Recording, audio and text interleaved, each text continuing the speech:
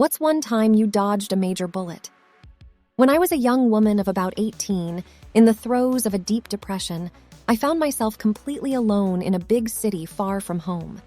I was desperately broke, tangled up in problems and lies, and searching for any part-time job I could find while trying to stay afloat in university. In that vulnerable state, I unwittingly walked right into a human trafficking scheme. I had gone to a group interview for a sales job at a clothing boutique, along with a bunch of other girls around my age. The interviewers took our photos and asked about our families and finances.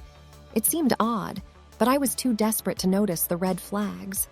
They picked out certain girls, including me. All of us were not local, had no family around, and clearly had no money. They told us to come back the next day to a different location. So I showed up at this photography studio, where they sat us down and casually told us the boutique job had been filled. But no worries. They had better opportunities for us abroad. They asked if we'd be willing to work as dancers, hostesses, waitresses, even topless if needed.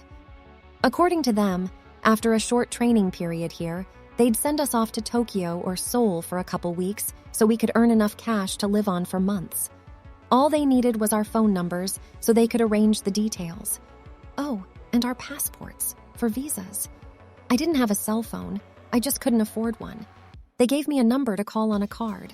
I planned to call, even though I had a bad feeling about it all. I was so desperate and depressed that I might have gone along with it. But the next day, I couldn't find that card anywhere. It was gone.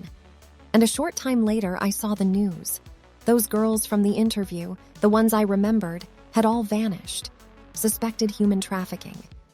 I don't think I've ever been more relieved to lose something. That simple missing phone number may have saved my life. I thank my lucky stars that, in my most vulnerable moment, I managed to dodge the bullet that so many other young, desperate girls could not.